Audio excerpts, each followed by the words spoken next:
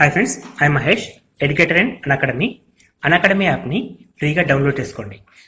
Display మీద కనబడుతున్న ఈ లింక్ని కింద డిస్క్రిప్షన్ బాక్స్లో ఇవ్వడం జరిగింది. ఆ లింక్ని మీరు క్లిక్ చేయడం ద్వారా మమ్మల్ని ఫాలో చేయవచ్చు. అండ్ మేము అర్థమెటిక్స్ అండ్ రీజనింగ్ నుంచి ప్రతి టాపిక్ పైన షార్ట్కట్స్తో కూడిన ట్రిక్స్ని అప్లోడ్ చేయడం జరుగుతుంది. మా ఛానల్ యొక్క అప్డేట్స్ని పొందాలనుకుంటే సబ్స్క్రైబ్ బటన్ పైన క్లిక్ చేయండి, పక్కనున్న బెల్ ఐకాన్ పైన క్లిక్ చేయండి. నెక్స్ట్ క్వశ్చన్, వినయ్ రాజును పరిచయం చేస్తూ, అంటే వినయ్ అనే వ్యక్తి రాజుని పరిచయం చేస్తూ, ఇతను మా నాన్న ఏకైక కొడుకు అని చెప్పాడు. మా నాన్న అంటే ఎవరికి? వినయ్ వాళ్ళ నాన్న ఏకైక కొడుకు అంటే మళ్ళీ వినయ్కి కొడుకు అని చెప్పాడు అనమాట. సో ఇక్కడ వినయ్ ఇక్కడ ఉన్నాడు, వీళ్ళ నాన్న ఏకైక కొడుకు అంటే మళ్ళీ వినయ్ వాళ్ళ కొడుకు. ఎవరు అతను? రాజు. సో వినయ్కు రాజు ఏమవుతాడు? కొడుకు కావడం జరుగుతుంది. చాలా సింపుల్గా ఉంటాయండి క్వశ్చన్స్. కొంచెం మనం మన రిలేటివ్స్లో ఎవరైనా సరే ఒకరిని ఊహించుకొని ఇతను అని చెప్పేసి అనుకుంటే సింపుల్గా ఉంటాయి. కొంచెం కన్ఫ్యూజ్ అయితే మాత్రం కాంప్లెక్సిటీ పెరుగుతుంది. నెక్స్ట్ క్వశ్చన్, హర్ష ఆదిత్యను పరిచయం చేస్తూ ఇతని తల్లి, ఇతని అంటే ఎవరండి? ఆదిత్య వాళ్ళ తల్లి.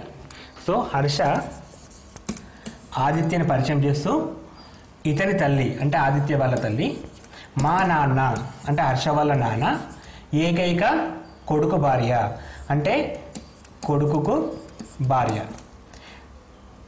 హర్ష వాళ్ళ నాన్నకు వీళ్ళ అమ్మ కోడలవుతుంది, ఆదిత్య వాళ్ళ అమ్మ కోడలవుతుంది. హర్ష వాళ్ళ నాన్నకి ఆదిత్య వాళ్ళ అమ్మ కోడలైతే హర్షకు ఆదిత్య ఏమవుతాడు? హర్ష వాళ్ళ నాన్న కోడలు అంటే మళ్ళీ ఎవరు? హర్ష వాళ్ళ మిస్సెస్. ఈమె తల్లి కాబట్టి ఆదిత్య కొడుకు అవుతాడు. సో హర్షకు ఆదిత్య ఏమవుతాడు? కొడుకు వరుస కావడం జరుగుతుంది. సో హర్షకు ఆదిత్య కొడుకు కావడం జరుగుతుంది.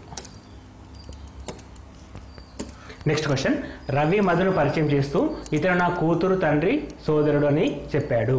రవి మధును పరిచయం చేస్తూ, ఇతను అంటే ఇక్కడ మధు నా కూతురి తండ్రి అంటే ఎవరు? మళ్ళీ నేనే, నా సోదరుడు అని చెప్పినట్టు అనమాట. సో డైరెక్ట్గా చెప్పకుండా ఇండైరెక్ట్గా చెప్పాడు. సో ఆన్సర్ ఏమవుతుంది? ఆటోమేటిక్గా సోదరుడు. ఇక్కడ మనకి ఎటువంటి రిలేషన్స్కి డయాగ్రామ్స్ అవసరం లేదండి, క్వశ్చన్ కరెక్ట్ చదివితే సరిపోతుంది. రవి మధును పరిచయం చేస్తున్నాడు. ఇతను అంటే ఎవరు? మధు నా కూతురు తండ్రి అంటే ఎవరు? మళ్ళీ నేనే, నాకు సోదరుడు అంటే రవికి ఏమవుతాడు? మధు సోదరుడు అయిపోతాడు. సో రవికి మధు ఏమవుతాడు? సోదరుడు కావడం జరుగుతుంది. నెక్స్ట్ క్వశ్చన్, ఒక కుటుంబంలో భార్య భర్త ఉన్నారు. వారికి 3 కొడుకులు ఉన్నారు. ఒక కుటుంబంలో భార్యాభర్తలు ఎక్స్ వై, భార్యాభర్తని ఈక్వల్తో చూపిస్తున్నాను. భర్త భార్య, వారికి 3 కొడుకులు. సో వాళ్ళకి 3 కొడుకులు అంటే ఏ బి సి, 3 కూడా కొడుకులు అంటే వీళ్ళని ఒక రిలేషన్లో చూపిస్తున్నాను, ఏబిసి. ప్రతి కొడుక్కి 2 సోదరిమణులు. అంటే ఈయనకు 2 సోదరులు అంటే డి ఈ అనుకుందాం. ఇప్పుడు ఈయనకు వీళ్ళు సిస్టర్స్ అయితే ఆటోమేటిక్గా ఈయనకు కూడా వీళ్ళు సిస్టర్సే, ఈయనకు కూడా వాళ్ళు సిస్టర్సే. అంటే అక్కడ మొత్తం మీద ఎంతమంది సిస్టర్స్ ఉన్నారు? 2 అమ్మాయిలు ఉన్నట్టు దాని మీనింగ్. అంటే వాళ్ళిద్దరికి 2 అమ్మాయిలు ఉన్నారు, 3 అబ్బాయిలు నుంచి దాని మీనింగ్ వస్తుంది. అయితే ఆ కుటుంబంలో ఎంతమంది మగవారు, ఎంతమంది ఆడవారు? సో మగవారు వచ్చేసి తండ్రి, 3 కొడుకులు అంటే బాయ్స్ ఎంతమంది? మొత్తం మేల్ ఎంతమంది ఉన్నారు? మొత్తం 4 వస్తారండి. ఎందుకంటే ఒక తండ్రితో పాటు 3 కొడుకులు. మరి ఫిమేల్స్ ఎంతమంది ఉన్నారు? ఒక తల్లితో పాటు 2 అమ్మాయిలు అంటే మొత్తం 3 ఉన్నారు. ఆ కుటుంబంలో మొత్తం 7 మంది ఉన్నారు. ఇక్కడ చూస్తే నెంబర్ పెద్దగా ఉందనిపిస్తుంది, కానీ అర్థం చేసుకుంటే ప్రతి కొడుక్కి 2 సోదరిమణులు అంటే ఒక్కరికి అప్పుడు ఏకే సోదరులు అయితే బి కూడా వాళ్ళు సోదరిమణులే అవుతారు. సో ఎక్స్ట్రా అడిషనల్గా ఉన్నట్టు దాని మీనింగ్ కాదు, వాళ్ళనే మళ్ళీ చెప్పినదని అర్థం చేసుకోవాలి. నెక్స్ట్ క్వశ్చన్, ఫోటోలో ఉన్న వ్యక్తిని చూపిస్తూ విజయ్ ఇలా అంటున్నాడు. అతను అంటే ఫోటోలో ఉన్న వ్యక్తి నా తండ్రి భార్యకు, నా తండ్రి అంటే విజయ్కి ఏమవుతాడు? తాత భార్య అమ్మమ్మకు ఏకైక కుమారుడు అంటే మళ్ళీ వాళ్ళ తండ్రి, కుమారునికి భార్య అంటే వీళ్ళ తల్లికి ఏకైక కోడలి అంటే విజయ్ వాళ్ళ మిసెస్ భార్యకు కుమార్తెకు భర్త, భార్యకు కుమార్తె అంటే మనకి వీళ్ళ మిసెస్ వాళ్ళ డాటర్, డాటర్కు భర్త అంటే అల్లుడు. అయితే ఆ వ్యక్తి ఏమవుతాడు, విజయ్కి అల్లుడు కావడం జరుగుతుంది. అల్లుడు కావడం జరుగుతుంది. ఇక్కడ మ్యాజిక్ ఏం లేదండి, క్వశ్చన్ని స్టెప్ బై స్టెప్ అర్థం చేసుకోవడం అంతే. ఫోటోలో ఉన్న వ్యక్తిని చూపిస్తూ విజయ్ ఇలా అన్నాడు. ఓకే, ఏమంటుండు, అతను అంటే ఫోటోలో ఉన్న వ్యక్తి గురించి పక్కకు వెళ్దాం. నా తండ్రి, ఇక్కడ నా అంటే ఎవరు, విజయ్ అని చెప్పేసి వస్తుంది. నా అంటే విజయ్. ఇప్పుడు విజయ్ గురించి మాట్లాడుతున్నా.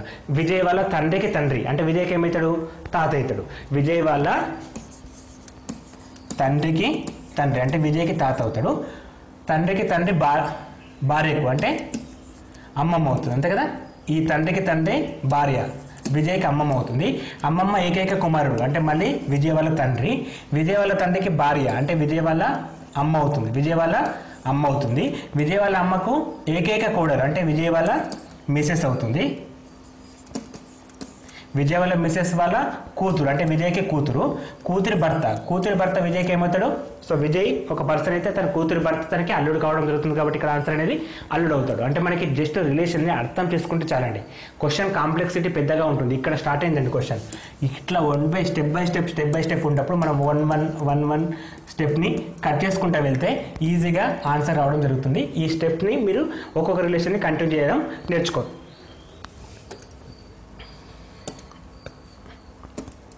నెక్స్ట్ క్వశ్చన్, వేదికపై ఉన్న మహిళను చూపిస్తూ వెంకట్ ఇలా అన్నాడు. అంటే ఒక స్టేజ్ మీద ఒక అమ్మాయి ఉంది, ఆ అమ్మాయిని చూపిస్తూ వెంకట్ ఇట్లా అంటుండు, ఆమె నా కుమారుని తల్లి.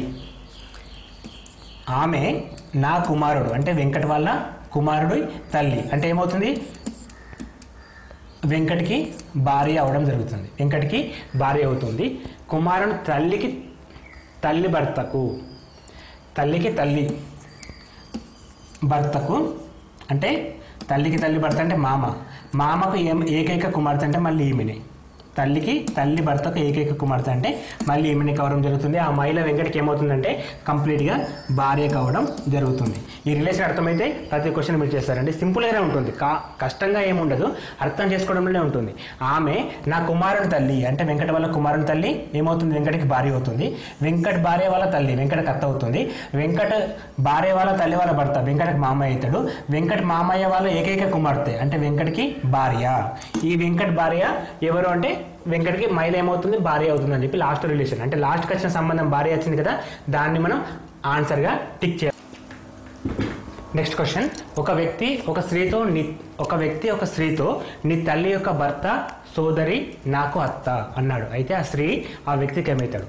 ఇటువంటి క్వశ్చన్స్ అడుగుతూ ఉంటాడు. ఒక వ్యక్తి ఒక స్త్రీతోటి అంటే అమ్మాయితోటి ఏమంటుండు, అమ్మాయి వాళ్ళ తల్లి యొక్క భర్త అమ్మాయి వాళ్ళ ఫాదర్ అవుతాడు. భర్త సోదరి అంటే అమ్మాయికి మేనత్త అవుతుంది.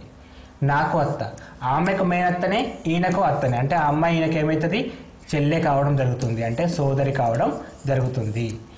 ఒక వ్యక్తి ఒక స్త్రీతో ఫర్ ఎగ్జాంపుల్ మీరు మీ సిస్టర్ తోటి ఏమంటున్నారు, నీ తల్లి యొక్క భర్త అంటే మీ అమ్మ వాళ్ళ భర్త ఆ అమ్మాయికి నాన్న అవుతాడు. నాన్న వాళ్ళ సోదరి నాకు అత్త అవుతుంది అంటే ఆ అమ్మాయికి అత్త అవుతుంది, నీకు అత్త అవుతుంది అంటే ఆ అమ్మాయి నీకేమవుతుంది, ఖచ్చితంగా చెల్లెనే కావాలి. సో అక్కడ ఇట్లా మనం మన దగ్గరలో ఉన్న వాళ్ళతో రిలేషన్ అర్థం చేసుకుంటే ఈజీగా క్వశ్చన్స్కి ఆన్సర్ చేయడం జరుగుతుంది. నెక్స్ట్ క్వశ్చన్, ఒక మహిళను చూపుతూ కౌశిక్ ఇలా అన్నాడు, ఆమె నా తల్లి భర్త యొక్క తల్లికి కుమార్తె. ఆమె నా తల్లి భర్త అంటే కౌశిక్ వాళ్ళ ఫాదర్ యొక్క తల్లికి, భర్త తల్లి కౌశిక్కి అమ్మమ్మ అవుతుంది. అమ్మమ్మ వాళ్ళ కూతురు అంటే కౌశిక్కి మేనత్త లేదా అత్త కావడం జరుగుతుంది.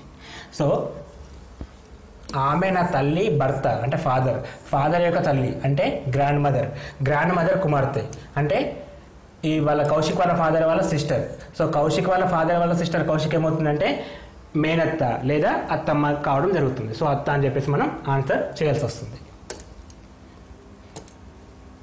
నెక్స్ట్ అండ్ ఫైనల్ క్వశ్చన్, ఒక పరిభాషలో క్యూ అండ్ పి అంటే క్యూ ఇంటూ పి అంటే పికి భార్య క్యూ అని మీనింగ్. సో ఇటువంటి క్వశ్చన్స్ బ్యాంకింగ్లో ఎక్కువ అడుగుతాడండి. ఒక పరిభాషలో క్యూ అండ్ మీ అంటే పికి భార్య క్యూ అంటే పి హస్బెండ్ అవుతాడు, క్యూ వైఫ్ అవుతుంది. పి మైనస్ క్యూ అంటే క్యూకి పి చెల్లి, క్యూకి పి సిస్టర్ అంటే క్యూ గురించి చెప్పట్లేదు, పి మాత్రం చెల్లి అని చెప్పంటున్నాడు. అండ్ పి డివైడెడ్ క్యూ అంటే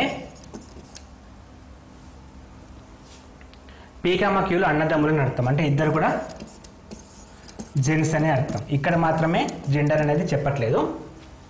అయితే ఏ మైనస్ బి డివైడెడ్ డి అనే రిలేషన్లో ఏకి డి ఏమవుతాడు, ఇది బ్యాంకింగ్లో కానీ రైల్వేస్లో కానీ రెగ్యులర్గా అడిగే క్వశ్చన్స్ అండి. సో ఇటువంటి క్వశ్చన్స్ ప్రాక్టీస్ చేస్తే మనకి బెనిఫిట్ అవుతుంది. ఇక్కడ మనకి కోడింగ్ అంటే వాళ్ళు ఇచ్చిన దాని ప్రకారం డేటా రాసుకున్నాం. సో ఆ డేటా ప్రకారం ఇచ్చిన రిలేషన్ ఏందో కనుక్కున్నాం. ఫస్ట్ ఏ మైనస్ బి అంటే మీనింగ్ ఏంటండి, ఫస్ట్ ఇక్కడ మైనస్ ఎక్కడ ఉంది, సెకండ్ వ్యక్తి ఎవరో తెలియదు. సెకండ్ వ్యక్తికి ఫస్ట్ వ్యక్తి సిస్టర్ అవుతుంది, ఫస్ట్ వ్యక్తి అంటే ఏ సిస్టర్ అవుతుంది అని రాసినాం. నెక్స్ట్ ఏమంటుండు బి ఇంటూ డి అని చెప్పన్నాడు. సో బి ఇంటూ డి అంటే both are brothers. Both are brothers అంటే ఇట్లా తీసుకుంటామండి. బోత్ ఆర్ బ్రదర్స్ అంటే ఇతను కూడా ఇప్పుడు అబ్బాయి అయిపోయాడు. సో బోత్ ఆర్ బ్రదర్స్ అన్నప్పుడు ఏకి డి ఏమవుతారు, ఏకి డి ఏమవుతాడు, సోదరుడు. అంటే అన్నయ్య కానీ తమ్ముడు కానీ కావడం జరుగుతుంది. ఇక్కడ సోదరుడు అని చెప్పేసి మీనింగ్ చేస్తాం. సో ఇక్కడ ఆన్సర్ వచ్చేసి సోదరుడు. ఏకి డి ఏమవుతాడు అంటే సోదరుడు అవుతాడని చెప్పేసి ఆన్సర్ చేయాలి. సో బ్లడ్ రిలేషన్స్ నుంచి కొన్ని క్వశ్చన్స్ మనం ఎగ్జాంపుల్గా తీసుకున్నామండి. ఇవి మాత్రమే సరిపో, వీటితో పాటు ఇంకొన్ని అడిషనల్గా కూడా మీరు ప్రాక్టీస్ చేయాల్సి వస్తుంది. ఇక్కడ మీకు ఏమైనా డౌట్స్ ఉంటే కామెంట్ బాక్స్లో షేర్ చేయండి, దానికి రిప్లై అనేది ఇవ్వడం జరుగుతుంది. Thanks for watching, thank you. And ఈ వీడియో మీకు నచ్చినట్లయితే మీ ఫ్రెండ్స్కి షేర్ చేయండి, ఎందుకంటే ఎటువంటి క్వశ్చన్స్ కూడా ఉంటాయని వాళ్ళకి తెలుస్తూ ఉంటుంది. Thank you and all the best for your competitive exams.